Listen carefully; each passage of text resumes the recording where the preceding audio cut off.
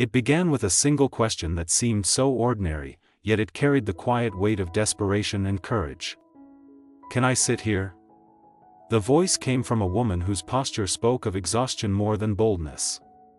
She was balancing a plastic tray that held a cup of coffee gone cold and a half sandwich that looked too small to be called lunch. In a corporate world filled with stainless steel cutlery, designer suits, and neatly aligned laptops, she looked like an intruder who had lost her way.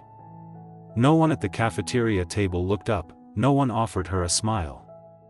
But from across the room, a man who almost never shared his table with anyone paused, set down his tablet, and looked straight at her. He was Alexander Dalton, a man whose name was synonymous with power and precision, a billionaire whose company defined the city's skyline. Yet in that moment, his gaze softened slightly, as though something in her quiet uncertainty had interrupted the rhythm of his perfectly ordered world. His reply, though simple, carried an unexpected kindness that silenced the murmurs around them. "Only if you eat too," he said. It was the type of response no one ever expected from him, least of all her. She hesitated, unsure if he was joking or sincere, but when he gestured toward the empty chair, she sat down cautiously. That small exchange, barely a handful of words, was the first thread in a story that would unravel the walls between two people who had spent years hiding behind duty and survival. Her name was Laura Miller, a single mother trying to stay afloat in a city that was too expensive for those without connections and too cold for those without protection. Her job as a temporary cleaner at Dalton Enterprises barely paid enough to keep the lights on, and yet she showed up every morning before sunrise, quietly wiping down the glass offices of people who didn't know her name. The cafeteria where she now found herself was meant for executives and staff, not contract workers. But that day, the rain had been relentless, the corridors drafty, and her supervisor had told her to take shelter until the storm passed. She had entered timidly, clutching her modest meal, more out of necessity than confidence that it was impossible to ignore how different she looked from everyone else in the room. Her uniform bore small stains that no amount of washing could hide, her hair was tied back in a simple knot, and her eyes, though tired, carried a trace of quiet strength. She had that look people develop when they have learned to survive on less than they deserve. Around her, executives scrolled through phones, laughed over business deals, and sipped imported coffee. No one noticed her except for the man by the window. Alexander Dalton had always been known for his distance. He was not cruel, but he was not kind either. He was efficient, focused, and unyielding. To his employees, he was a figure of awe and fear, a man who demanded perfection and accepted nothing less. His life revolved around numbers, schedules, and success stories that made the headlines. But beneath the surface of his polished world lay silence, the kind of silence that follows years of working without pause, of replacing connection with ambition, and of burying the memory of a childhood spent in the shadow of poverty. The world saw him as a billionaire titan. Few remembered that he had once been the boy waiting outside factory gates for his mother to finish her shift, watching her hands grow rough from cleaning floors much like Laura's. Perhaps that was why her presence unsettled him. As she stood there, hesitant and out of place, he saw something that reminded him of the woman who had raised him with quiet dignity despite endless hardship. He saw the same resilience, the same refusal to ask for help even when life demanded it. So instead of turning away, he told her to sit. And when she did, he noticed her tray, the meager meal she had probably bought with the last few coins from her day's pay. Without thinking, he pushed his own plate toward her and insisted that she eat properly. She protested softly, embarrassed, but the tone in his voice left no room for refusal. That single act caught the attention of everyone in the cafeteria. The billionaire who usually ate in silence was sharing his lunch with a janitor. Whispers rippled across the room, but neither of them seemed to notice. What began as awkward silence gradually turned into quiet conversation. For the first time in years, Alexander wasn't talking about profits or meetings. He was listening, to her story, to the simple reality of her struggles. And she, surprised by his patience, spoke honestly. She talked about her son, a 5-year-old boy who loved airplanes but often went to bed without dinner when money ran short.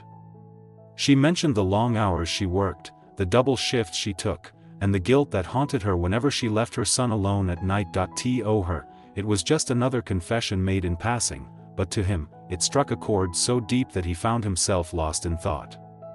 He had spent his entire career ensuring that no one could ever look down on him again, building an empire so large that the world had to respect him. Yet here was a woman living a life not unlike the one his mother had endured, and he realized that all his success hadn't changed the fact that people like her were still invisible. There was no grand gesture, no cinematic moment that followed. Just a quiet lunch between two people who, for different reasons, had forgotten what it meant to be truly seen. For Laura, it was the first time someone of power treated her like an equal. For Alexander, it was the first time in years that he felt something resembling warmth in a world built on cold efficiency. When she stood to leave, she thanked him politely, unaware that her simple gratitude had shaken him more than any business victory ever had. He watched her go, her footsteps soft against the marble floor, and something in his chest ached in a way he couldn't quite explain. As the rain eased outside and the room returned to its usual rhythm, Alexander remained at the table, staring at the chair where she had sat. He couldn't shake the image of her weary smile, the quiet determination in her eyes, and the faint tremor in her hands as she lifted her cup. He didn't know her last name, or that she was working 3 jobs, or that every paycheck went straight into a small savings jar for her son's future. But he knew one thing: she had reminded him of something he'd lost long ago, the humanity buried beneath the weight of his own ambition. For the first time in years, he felt compelled to step out of his carefully controlled life and do something that wasn't about profit or prestige. That day, in a cafeteria where the powerful dined apart from the struggling, a single mother and a billionaire unknowingly crossed the invisible line that divided their worlds.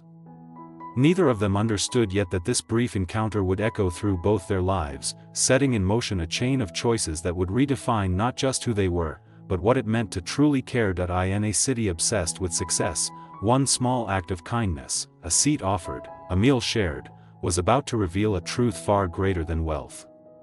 Sometimes the greatest change begins not with power, but with empathy. And sometimes the person who seems to have everything is the one who has forgotten how to feel, until someone who has nothing reminds them what it means to be human. In the days that followed, Alexander Dalton found his thoughts drifting back to the woman from the cafeteria more often than he wanted to admit. Her quiet voice, the way she'd looked down at her tray instead of meeting his eyes, the mix of pride and exhaustion in her words, it had all stayed with him.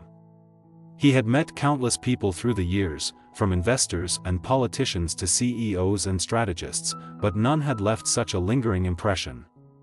There was something profoundly human about Laura Miller that unsettled the walls he had built around himself.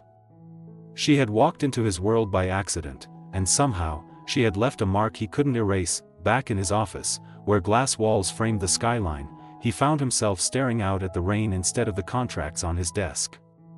He could see his reflection faintly in the glass: sharp suit, composed face, everything under control, and yet for the first time, it felt like a mask. He had been trained to lead, to command, to achieve, but lately he couldn't stop thinking about how far he had drifted from the simple warmth of the life he once knew. His assistant noticed his distraction, though she wisely said nothing. The billionaire was changing, though no one yet understood why. Meanwhile, in the basement level of the same building, Laura continued her work as though nothing had changed. She didn't tell anyone about the encounter, partly out of disbelief and partly out of fear that her story would be twisted into gossip. She didn't expect to ever see him again, she was just grateful for the small kindness of that moment. But her mind replayed his words, "Only if you eat too," with a strange sense of comfort. In a world where she was often overlooked or dismissed, those few words had reminded her that she wasn't invisible. Still, the realities of her life didn't fade away. Her rent was due, her son needed school supplies, and the exhaustion in her bones grew heavier by the day. The turning point came quietly. Alexander, still haunted by her story, asked his HR department for a list of cleaning contractors. He didn't say why, only that he wanted to review worker retention rates and company partnerships. But what he was really looking for was her name. When he finally found it, Laura Miller, age 29, part-time cleaner, he felt something inside him settle. He wasn't sure what he planned to do, but he knew he couldn't just walk away. Perhaps it was guilt, perhaps empathy, or maybe something deeper that he refused to name. That afternoon, he made an unannounced visit to the lower floors. The staff were startled. It was rare for him to come down in person. He observed quietly, watching the workers go about their duties. When he saw her again, bent over a mop bucket, carefully wiping down the floor with tired precision, a rush of emotion hit him. It wasn't pity, he knew she wouldn't want that, it was recognition. She reminded him of the millions of unseen people whose efforts kept his empire running. Without them, his glass towers would crumble. He approached her, not as a CEO giving orders, but as a man trying to understand. Their conversation was brief and practical. He asked if she liked her job, if she faced any issues with the contractor, if there was anything she needed. She answered politely, keeping her distance, unsure why he was asking. Her instincts told her that proximity to power could be dangerous. Still, his tone carried no arrogance, only quiet sincerity. When he thanked her for her work, she froze for a moment, almost certain she had misheard him. People like her didn't receive thanks, they received instructions. After that day, small changes began appearing across Dalton Enterprises. The company started offering direct employment to custodial and support staff, cutting out exploitative contractors. Lunch allowances were introduced, and workers were given access to the same cafeteria as other employees. No one knew it was because of Laura. Alexander never mentioned her name in meetings, but her story had shifted something within him. His leadership began to evolve, not softer, but more aware, more grounded. He started walking through the building more often, talking to people whose names he had never bothered to learn before. For the first time, the company felt human. For Laura, life was slowly improving, though she didn't understand why. Her hours became more stable, her pay increased slightly, and the atmosphere at work grew warmer. She didn't connect it directly to Alexander, though deep down, she suspected he had something to do with it. There were moments when their paths crossed again, brief exchanges in elevators or hallways. Each time, he greeted her with the same quiet respect, never patronizing, never distant. She would smile faintly, her gratitude unspoken but understood. One day, as she was leaving work, she saw him standing outside by the company entrance, talking with a group of employees. It was a rare sight. He looked relaxed, even smiling. As she walked past, their eyes met for a second, and something wordless passed between them. He didn't need to say anything, and neither did she. That silent acknowledgement was enough. At home, her son, Ethan, had started to notice her lighter mood. There was still struggle, but there was also hope now, a fragile, growing belief that maybe their lives could change. She told him stories about kindness, about how sometimes the people who seem unreachable are the ones who carry the same scars you do. She didn't mention Alexander by name, but his influence echoed in her words. For Alexander, the encounter had become more than a passing moment of compassion. It had forced him to confront the emptiness of a life built solely on success. He began visiting community centers, sponsoring childcare programs, and funding scholarships for single parents. Each initiative was done quietly, without press releases or publicity. He didn't want praise, he wanted purpose. He had spent years chasing wealth, but now he was learning the deeper satisfaction that came from restoring dignity to others. Behind the facade of the billionaire and the janitor lay a truth both simple and profound: human connection has the power to rewrite lives. It doesn't always come with fanfare. Sometimes, it arrives in the form of a shared meal and a conversation that lingers long after the words are spoken. Alexander's world had been one of structure and isolation, while Laura's had been one of struggle and survival. Yet in crossing paths, they had both rediscovered something they didn't know they were missing. She had reminded him of empathy, he had reminded her of worth. The difference between them, status, wealth, opportunity, mattered less than the bridge that had formed between two hearts shaped by loss and resilience. In the months that followed, their lives continued on separate tracks, but they were no longer the same. He became a better man, not because he chose to, but because someone had shown him what humanity still looked like. And she, for the first time in years, began to believe that kindness wasn't a weakness, but a lifeline. The story of that single question, "Can I sit here?" was never written in newspapers or celebrated on screens. But in quiet corners of one massive company, it became legend. Workers began treating each other with more warmth, managers listened more, and compassion slowly replaced indifference.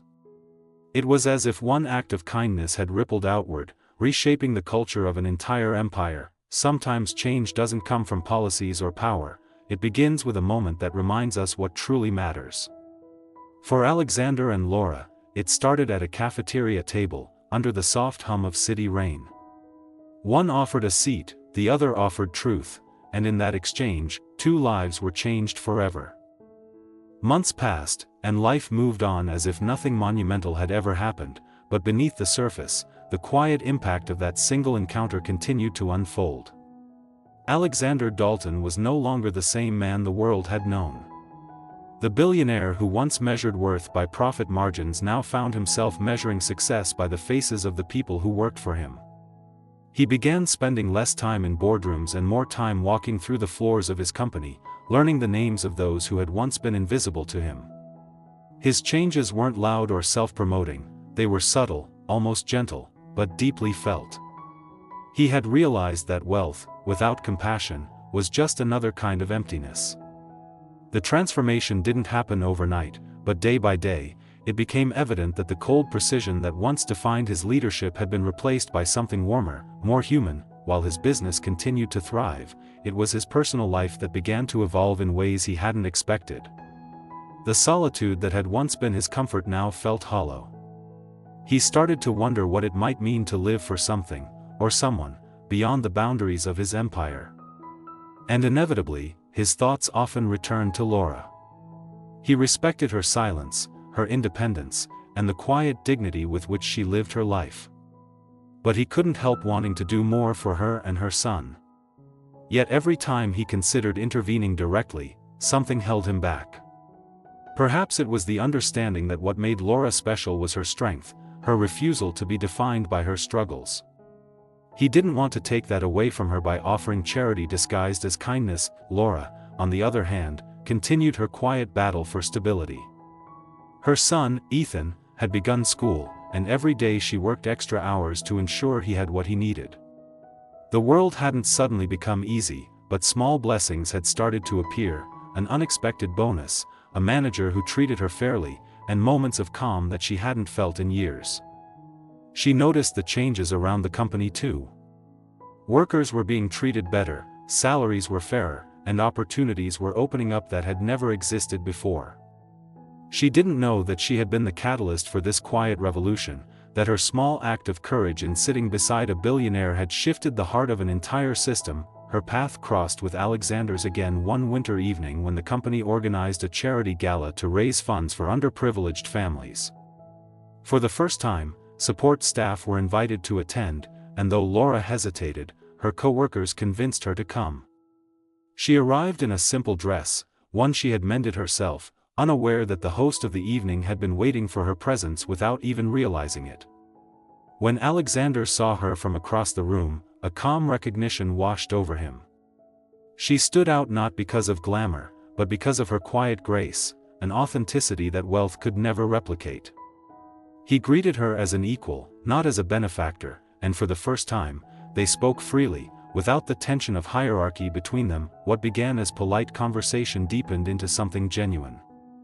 They talked about her son, about life's unpredictability, and about the invisible connections that sometimes change everything. He shared parts of his own story, his childhood, his mother's sacrifices, his climb from nothing to everything. She listened without awe, only understanding, and that was what he valued most. For once, he didn't feel like a figure of power, he felt like a man being truly seen. The night ended without promises or dramatic gestures, only a quiet understanding that fate had crossed their paths for a reason neither could yet define. In the months that followed, Alexander found himself slowly becoming part of Laura's life in small, meaningful ways. He met Ethan, the bright-eyed boy who reminded him of himself at that age, curious, resilient, and hopeful despite the hardships he'd faced. Alexander didn't step in as a savior. Instead, he became a friend, a mentor, and a quiet presence. He offered guidance when needed but respected Laura's independence completely.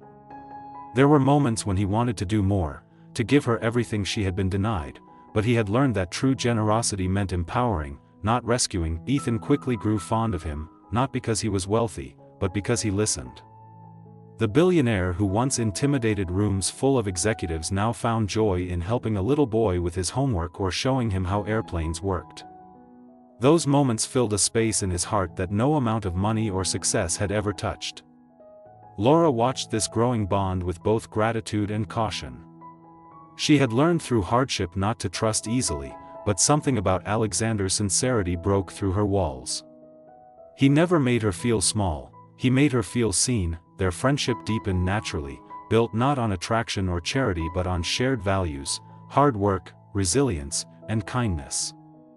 People in Alexander's world noticed the shift in him. His once guarded demeanor had softened, his decisions more grounded in empathy. Some whispered that he had fallen in love, others that he had lost focus, but the truth was far simpler: he had rediscovered what it meant to live.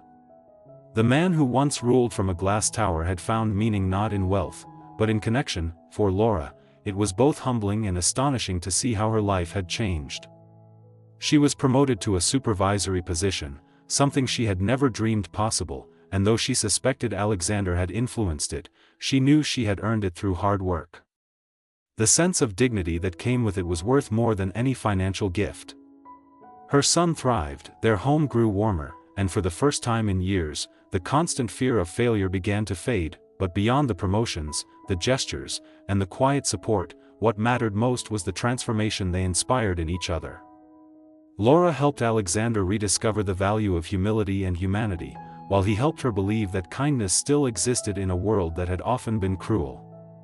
Their story wasn't one of charity, it was one of restoration. Two lives, vastly different in circumstance, converging to remind each other of what truly matters. In time, people began to notice the changes not just in Dalton Enterprises, but in the man behind it. The company became known for its fairness, its culture of respect, and its commitment to uplifting those often forgotten. Alexander didn't make speeches about his motivations, he simply led by example. And when asked in an interview about the turning point in his career, he didn't mention a merger or a deal, he simply said, "It began with a conversation over lunch." That simple statement became the quiet echo of his legacy. It reminded the world that transformation doesn't always start with grand plans or power, but with empathy, a willingness to see and be seen. Laura's life, once defined by hardship, became a story of resilience rewarded, not through luck, but through human connection. Years later, when people spoke of Alexander Dalton, they didn't just remember him as a billionaire, they remembered him as the man who believed that kindness could exist even in boardrooms. And when they spoke of Laura, they didn't just call her a single mother, they called her the woman whose courage to sit at a table changed everything. Their lives intertwined not through romance or obligation, but through something far more enduring, the belief that compassion, when offered without expectation, can bridge even the widest divides. It was a story that began with a simple question, one that carried no pretense or motive, only need and humility. "Can I sit here?" she had asked. And from that moment on, two lonely souls found their place, not just at a table, but in a shared understanding that would change both their worlds forever. Time has a way of revealing the deeper meaning behind ordinary moments, and as years passed, the story that began with a single question grew into something far greater than either Alexander Dalton or Laura Miller could have imagined. What had started as a moment of compassion had become a journey of transformation, not just for two people, but for everyone who lived and worked within the world they quietly changed. Their paths, though different, had converged into one shared truth, that the worth of a life is not measured by what one has, but by what one gives. Alexander had grown into a different kind of leader, one whose legacy extended beyond wealth and influence. The corporate empire he had built with ambition and precision now bore the mark of empathy. Dalton Enterprises became known across industries not only for innovation, but for its humanity. Employee wellness programs, family support funds, and educational grants for children of lower-income workers became standard practice. The company that once stood as a symbol of power had become a symbol of compassion.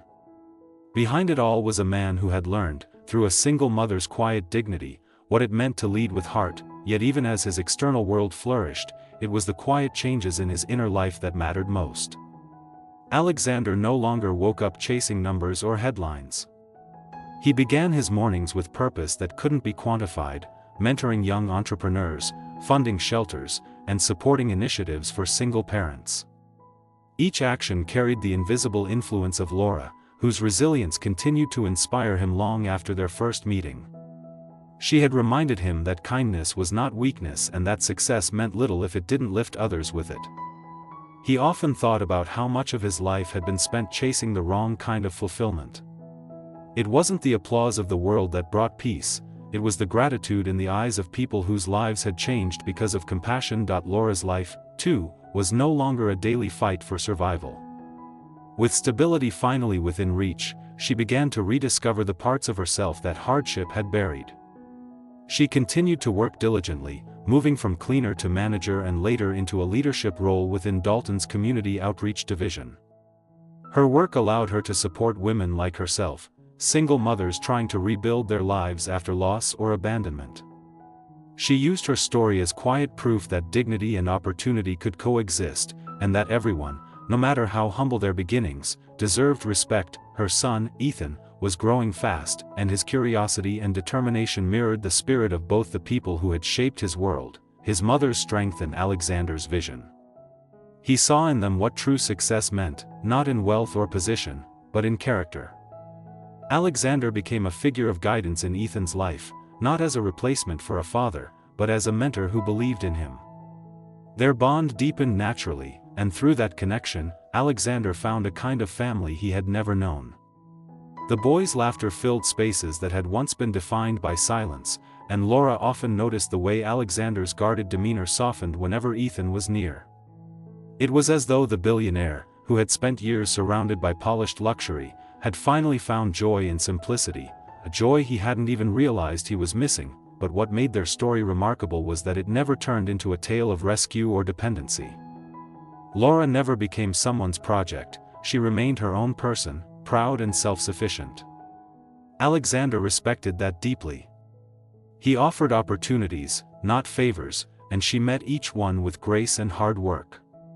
Their relationship, though never defined by labels, became one of mutual growth, a silent partnership built on understanding, shared values, and unspoken gratitude. The world outside, however, eventually began to take notice.